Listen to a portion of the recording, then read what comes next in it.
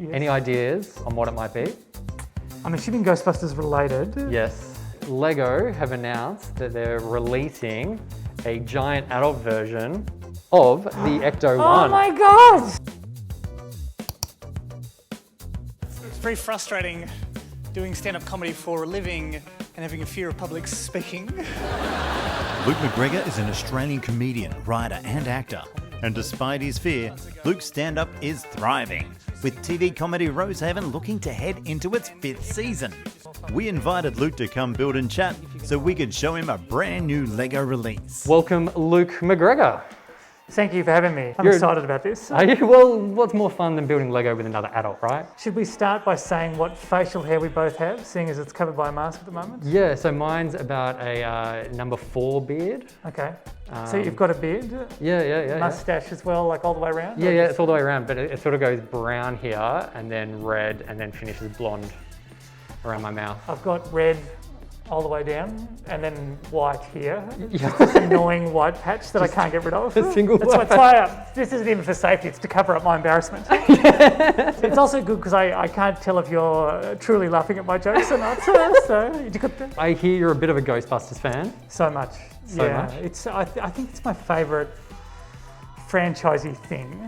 Star Wars, Transformers, like Ghostbusters is my favourite. So what I've organised for you is Lego Ghostbusters ECTO-1 from mid-2000s. Brilliant. I wish I was that good at Lego because it would be so nice to just get Lego go, you know what, we're not going to do that one, like I'll build it anyway. Yeah, that's it. Whereas I had to be one of the losers that waited for them to release an ECTO-1. Oh, really? So you're not much of a self-builder? You're No, an instructions guy? I'm instructions all over, yeah.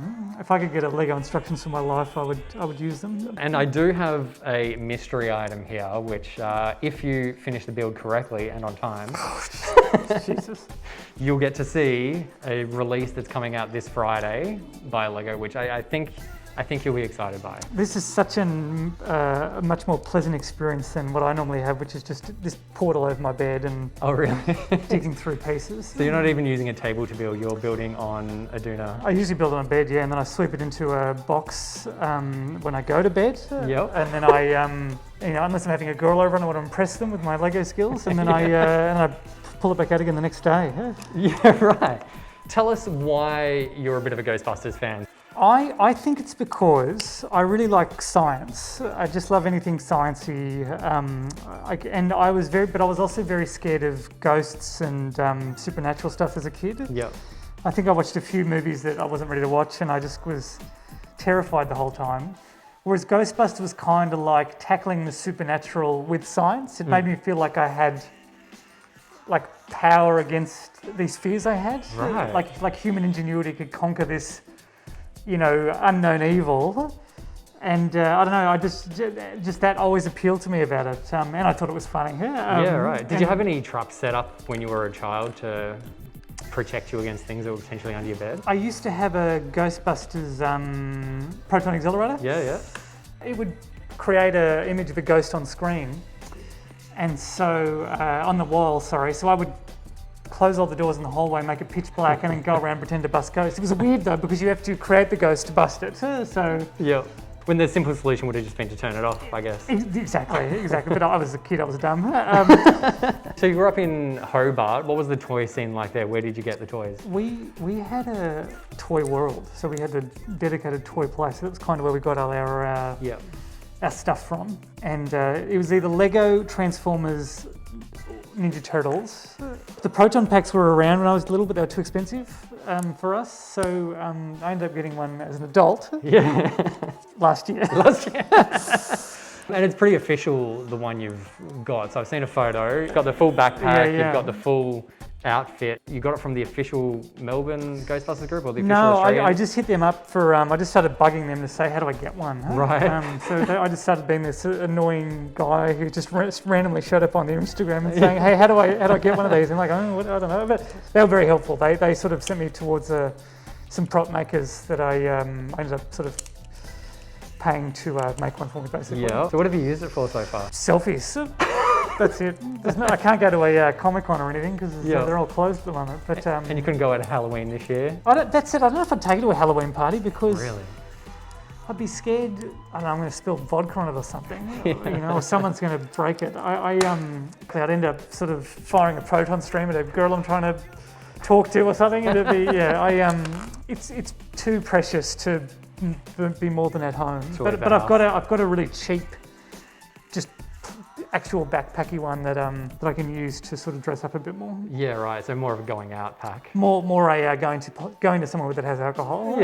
Safely. Yeah. So let's jump back to the toys that you're growing up. So you mentioned the Dino Riders? Dino Riders, yeah. And explain what Dino Riders are to me.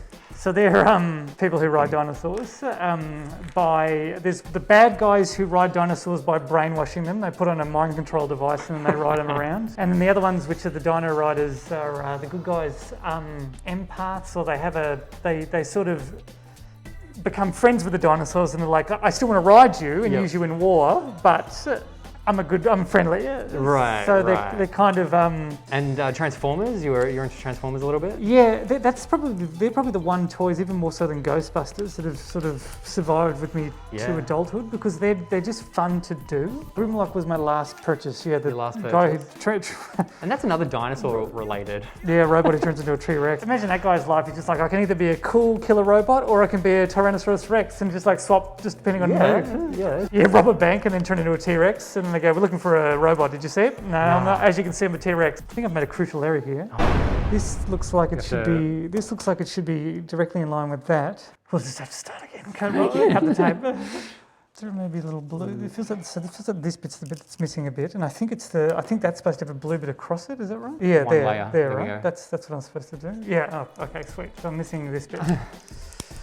Raise it up a level. Sweet. There we go. Back on track. Now we're cooking. It was an easy problem. I was going to throw it in the bin. Yeah. Rather than take responsibility for my error.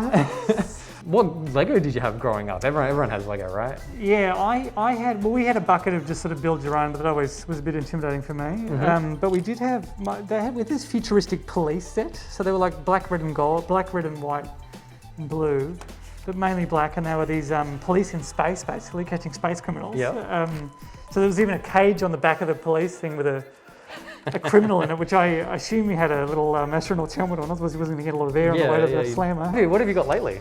I started buying architectural things, like the little Big Bens they have and stuff like that. Yeah. And then I started getting I got a sort of one of those Ferraris for Christmas, which was just a sort of more complicated build. The big one. Yeah. The problem I ran into is I just started running out of room where to put them. I didn't want to just fill up the house with them. With my rooms, toys. But also I don't want them growing dust anywhere, so I want them in a display cabinet. So I just kind of stopped buying them for now because I didn't have anywhere else to put them. Yeah. What do you do with yours? You have a display cabinet? A lot of mine is kept in glide bags. Being the purpose that I use it for is for animation. Yeah. I basically just build stuff as I need it because I've got a pretty small apartment. Where do you put the stuff you want to just enjoy? I don't know if I enjoy any of it. No. It's become work at this point. It's stopped being fun. It's why I don't like that saying when people say, "Oh, do what you love. You'll never work another day in your life." I think now I'm busier than ever. Like you work more because you're enjoying it. You would have gone from doing comedy how many nights a week? Oh, I was doing it almost every night, or at least a few times a week. It's probably going to sound arrogant, but it's actually I find it less nerve-wracking doing it in front of say 1,000 people than say 30, because 1,000 people is like someone's going to laugh at something. Yeah. You know, you're going to get at least some of them laughing, and because it's that many people, it's going to sound like something. Yeah. Whereas if it's 30, you can see them all, and it's crickets if they don't do anything. Yeah. And have you been productive through lockdown with your work? No. I started strong. I started like going, I'm going to learn Japanese so I can play video games without subtitles, and I'm going to write a whole bunch of stand-up, and I'm going to blah, blah, blah, blah, blah. I needed a lot of mental capacity just to sort of not feel sad. Like part of my energy was just not feeling sad. And then the rest of that I would just try and channel into exercising occasionally and sometimes eating something green. And something green, occasionally. How did you get into comedy? Were you already living in Melbourne at this point? No, I was in Tassie. I got into comedy because my housemate at the time was entering raw comedy. Right. So I went along and someone didn't show up, so I was drunk and I said, "Oh, can I get up instead?" And they said, "Sure." And I did a spot. It went very, very average. Did you have any material? No. What did you talk about? I talked about one of the jokes I had, and loath to repeat it because it was terrible, but it was about how if you've got a crush on someone, to avoid putting them on a pedestal, picture them on the toilet. But then what happens then if you get a fetish for people on the toilet? Was it something you always wanted to do? No.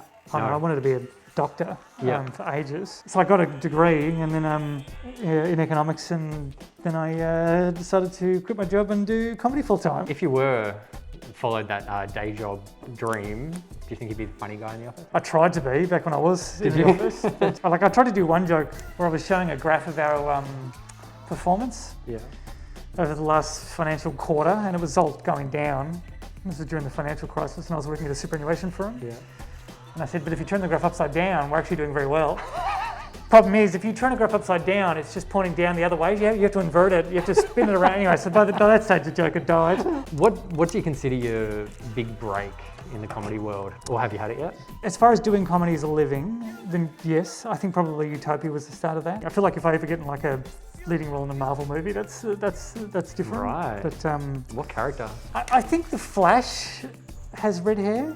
Okay. Wally West, I think, has. I don't know if Barry Allen. I think Wally West has red hair, and he's one of the Flashes. So maybe I could play him. He's DC, but maybe I could play him. Andrew, Matt, I'm so sorry. This is as far as I've managed to get in the time we have. That's okay. Which is pretty pathetic, because I believe it's supposed to look like that. Yeah. I've done a more futuristic version where I've omitted the tires because it can float. Yep. And I've omitted putting a roof on it so they can, if they need to blast ghosts that are flying overhead, they can. So I actually think this is a better version of the. This is a more streamlined version than this. No, that's okay. Cumbersome and old. I think in the new movie, the Ghostbusters Afterlife, this is how the actor want to look. I apologise for overestimating your ability, building capacity, your skills.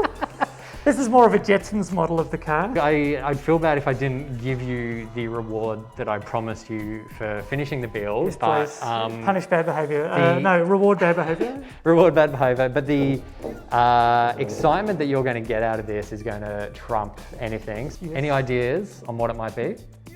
I'm assuming Ghostbusters related. Yes. Is the shape confusing you? Yeah, it is actually. Yeah. I thought maybe it'd be the firehouse, but the shape is confusing me, so I don't know. Well, on Friday, Lego have announced that they're releasing a giant adult version of the ECTO-1. Oh my god!